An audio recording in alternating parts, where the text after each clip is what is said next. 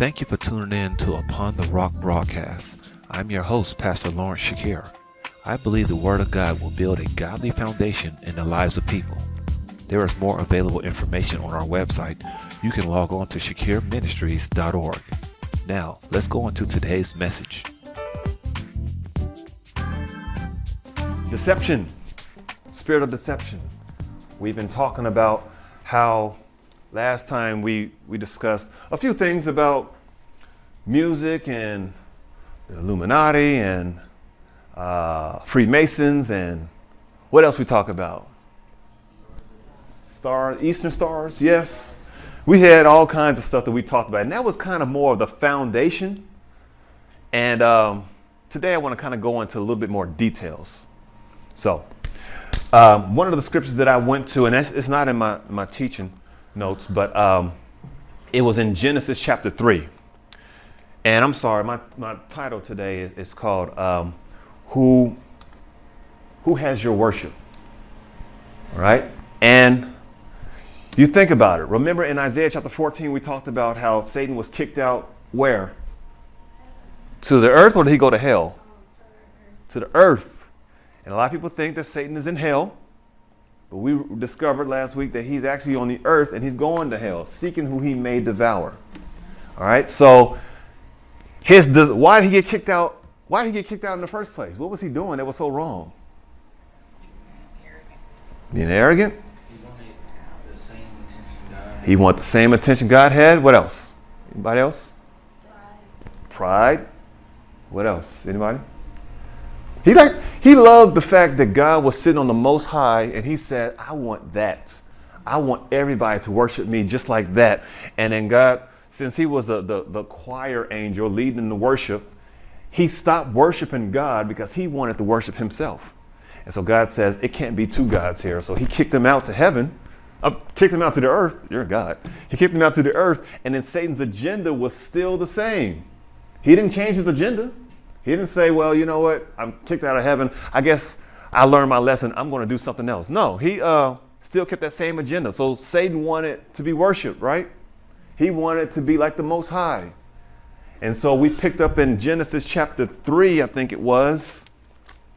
Let's just all go there real quick because I didn't put it in this teaching, but I do want to recap because it's one of those things that we have to keep going back to. And we talked about how, God told Adam, don't eat of the tree, right? The day you eat it, you're going to surely what? You're going to die. And so Satan couldn't go to Adam.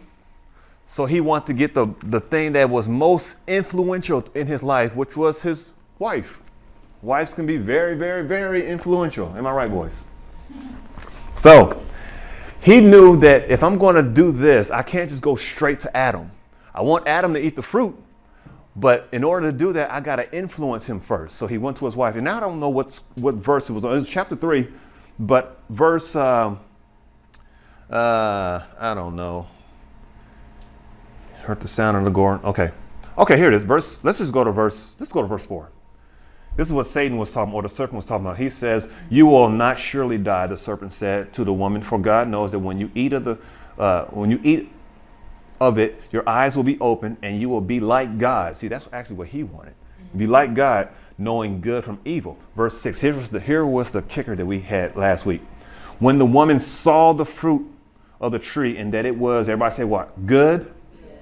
Good for food. And then pleasant. Everybody say pleasant.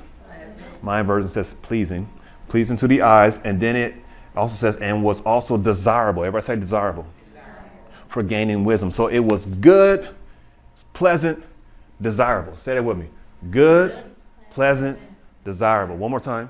Good, pleasant, desirable. Satan's objective, like I pointed out last week, is to take something that God said, don't do this, and he wanted to turn it good, pleasant, and desirable. So God says, do not do this.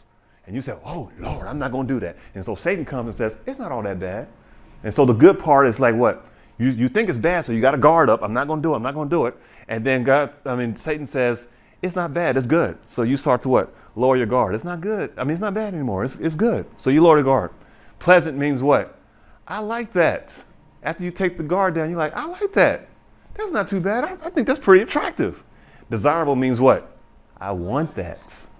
I want what it is. Even though God says, do not do this, good, pleasant, desirable is his objective to make you say, it's not all that bad. It's pleasant. It's okay. And now I want this. First, you already knew what black and white was, that's wrong. You are not going to do it. But then you find yourself lowering your guard and saying, it's not all that bad. It's pleasant. It's desirable. I think I want this. And then Satan, every time you do that, you're gaining more worship toward Satan and not toward God.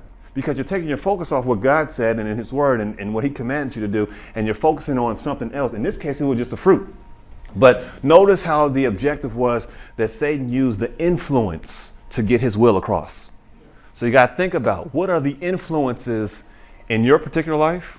What are the influences of the world's culture? What are some of the influences? Anybody shout it out. What is an influence? Music? Anybody else? TV shows? What's somebody else that we say? Dressing, fashion. Yeah, all of that is influences, right? When you see stuff like that, you can say, oh, I want that, or that's good, or that's pleasant. And all of that is not too bad. But the problem is, what is the kind of source? What's behind it? Because there's always something behind the scenes. Everything that looks good is not good. Okay? And I'm not trying to get ahead of myself. But Satan's ultimate objective, again, is for you to take your worship off God and put it on him. So the question is, who has your worship? Because you're going to worship something. You're going to worship something. You can't just say, well, I'm not going to worship anything. Even the atheists worship something.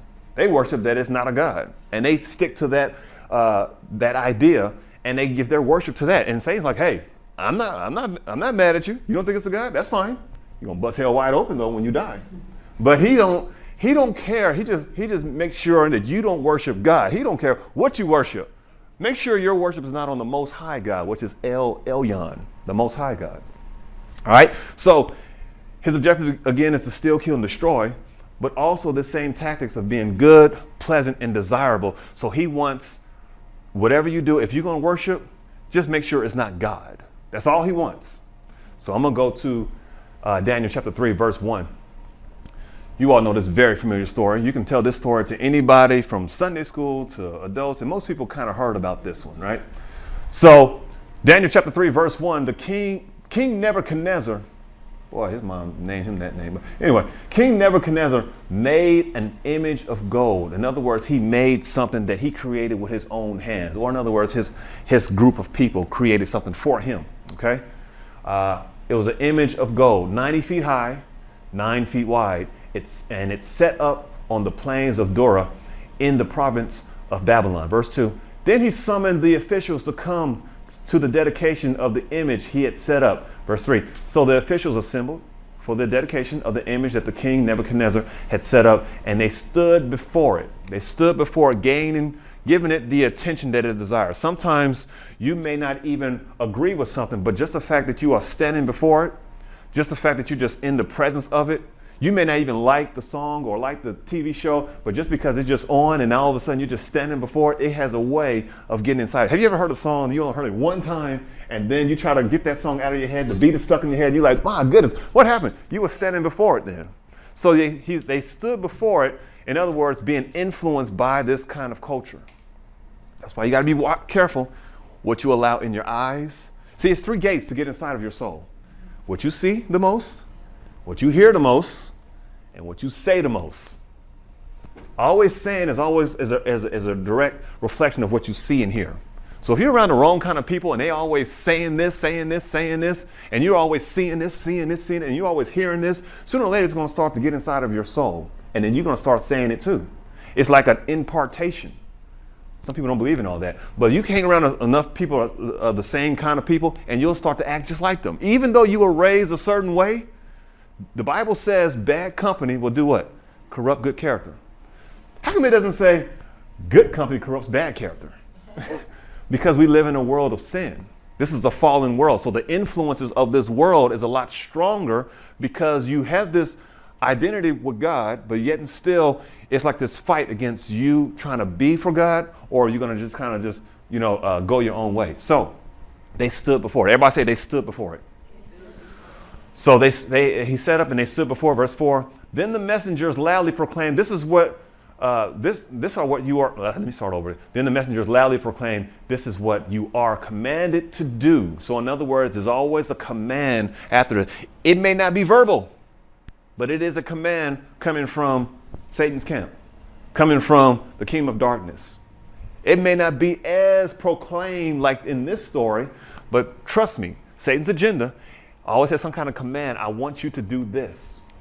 He said, this is what you're commanded to do, O peoples, nations, and men of every language, every world, every culture. I don't care who you are. I don't care if you're French. I don't care, African, whatever. You're gonna have this same common denominator. Verse 5. As soon as you hear the sound of all kinds of music, everybody say music.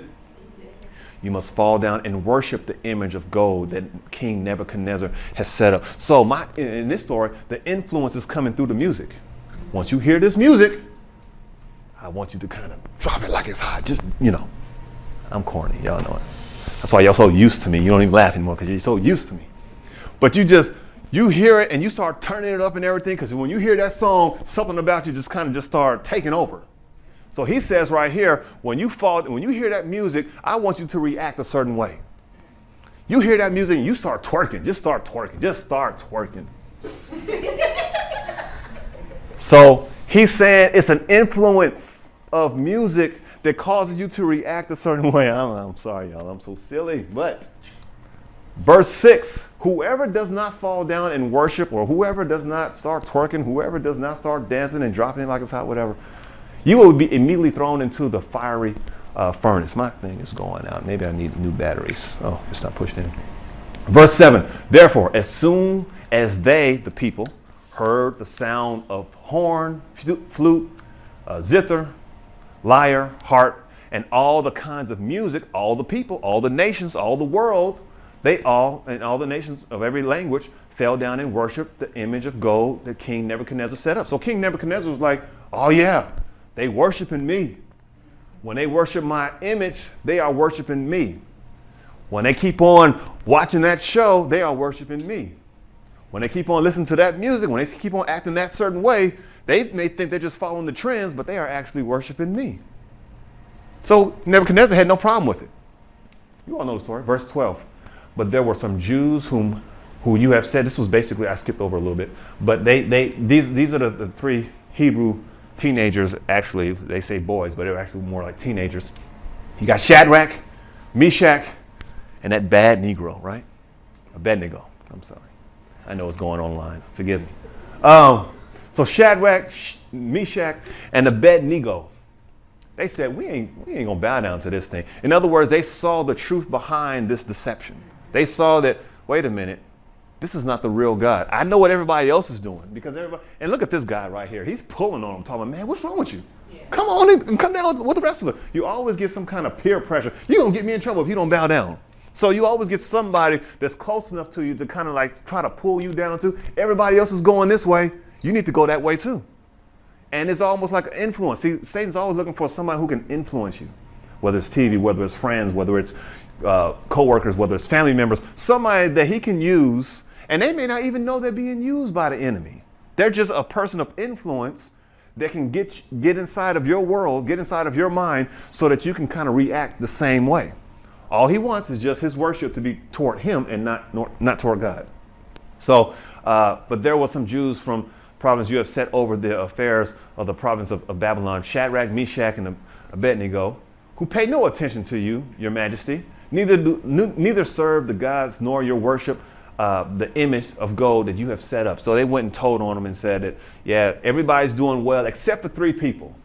Everybody is bowing down. Everybody's going the same direction. Everybody's in agreement except for these people that are peculiar. They've always been different anyway. And you know what? They're going to be some troublemakers, because these guys, they're always got something different to say. If you say you're going to go this way, and if it don't line up with their God, they're not going to go with you. So these are the kind of people that kind of stood out. And a lot of times you got to be that way. If you're going to be a Christian, you got to be willing to stand while everybody else is bowing. And sometimes you may be the only one standing, and everybody else is going this way. But you got to decide, who are you going to serve? Are you really going to serve God? Or are you going to kind of just go with the flow like everybody else? Because it's easy to kind of go to peer pressure. All right. So verse 13, furious with rage, Nebuchadnezzar Nebuchadnezzar summoned Shadrach, Meshach, and that bad Negro. And some these men were brought to him before the king, verse 14, and Nebuchadnezzar said to him, is it true, Shadrach, Meshach, I'm not going to keep on saying the names, that you do not serve my gods, nor worship the image of gold I have set up? Now, when you hear the sound, in other words, I'm going to give you another chance. When you hear the sound of music, the horn, the flutes, and all the other kinds of music, if you are ready to fall down and worship the image I've made, very good. But if not, if you do not worship it, you will be thrown immediately into the fiery furnace. Then what God will be able to rescue you from my hand? Look how arrogant he is. Yeah, you can work. I'll give you one last shot. You can go ahead and just go like everybody else. But if you don't, you're in a world of hurt. So it can be very intimidating when everybody, especially people in higher up, whether it's government, whether it's bosses, whether it's parents, whether it's other people who have high influence, if they're going this way and you're trying to just follow God, it can be very intimidating. But you got to decide, who am I going to serve? Who am I going to give this worship to? When I first got born again, I was, God really impressed me, because you all heard the story about, the gun and everything, right? So when God told me that he wanted me to have a stronger relationship with him, at the time, my family was, they were Christians, but they wasn't the serious kind. They were the kind of like went to church, and I'm not trying to badmouth them at all. I love my family. But they were the kind that went to church. They had a pretty decent relationship with God, but it wasn't real a fiery, passionate relationship with God. So when I got born again and I started being real serious, I got ridiculed by just about everybody in my family. Oh, you ain't gonna last. You ain't gonna do that. I mean, you trying to be like this person. So they all talked about me. And a lot of times I was the long shark. I was the only guy in the family that was really trying to be serious. I would go home and I would pray. I would go home and I would ask God for help. But at the same time, I would come back. If I was going on a fast or something like that, they would go out of their way. My brother would do it most of the time. He'll go out of his way and he's like, you on a fast, huh? Man, this steak is good. And just eat in my face and everything. And it's like you had to kind of fight through all of that if you were trying to stand and not bow down to just the culture. So I had to put up with that for a few years. But now they're pretty good, and they understand why I am the way I am now. But what am I saying? That I had to go through a lot of things just in order to prove that not just to myself, but to my family, that I'm serious about God. And a lot of times God will kind of throw you in situations like that where you kind of got to prove that you're really on God's side. Because you can say all day long, oh, I love God, I'm a Christian, I love Jesus. But when people start to persecute you and people start to put pressure on you, and then you still stand, that's when people start really believing you. Because they don't believe what you say, I'm saved, I'm a Christian, I love the Lord. No, they believe it when you can actually stand in the face of other things. That's why Jesus said it's going to be a great fall in the way, and I'm not trying to ramble. That's why he says it's going to be a great fall in the way when all this persecution against the church starts coming. You're going to see which ones are really on God's side and which ones are not. Because some people just serve God because it's convenient only. But the moment it starts to be hard to serve God, you'll see which ones they really are. All right? So he says, who's going to rescue you out of my hands? I got the upper hand. I got the influence. I can kill you right now. If you just worship right now, that's good. But if you don't want to worship, then me and you're going to be on bad terms. And so I was looking at that, obviously, when it comes to some of the influences of our world. And I came across this video. I know this song. It's called Blessed. It's by Big Sean and Drake. No, that's fine. You can keep playing. You pause it. Yeah. So that's Big Sean. There's nothing big about him. But, and Drake and Kanye West. And they are talking about, I feel blessed and I feel blessed. Way up there, I feel blessed. They talking about how way up there, I feel blessed. And they're talking about how I got all this money. I got all these women. I got all this other things. And they're saying because I have all of this, that I'm blessed by God. And you start looking at some of the lyrics, and I just highlighted some of the stuff. He says, look, I feel blessed way up there. I feel blessed straight up. And then he was saying like Drake, well, one of the hooks that I looked at, or the parts of the song, it says, I'm here for a good time, not a long time. I haven't had a good time in a long time. I Way up there, I feel blessed. Way up there, I feel blessed. And it sounds just like Isaiah chapter 14 that I talked to you all last week when Satan kept saying, I will ascend above the thrones of heaven, and I will make myself like God, and I will be worshiped, and I will do this. And anytime you start seeing people who have that kind of same trend of I will do this and I will do that, you can tell what influence is influencing them. And so he was saying some of the stuff in here like, it is what it is. Come trust me. You get what you, I trust me. You get what you give. You got to come to my side to see how we live. I cannot see heaven being much better than this. Blessings on blessings on the 6th. So he was basically saying that, you know what, this world is, I'm living up in this world. And if you want to see how we live, you need to come to our side. You need to see how we do things, because I'm not like the rest of you all.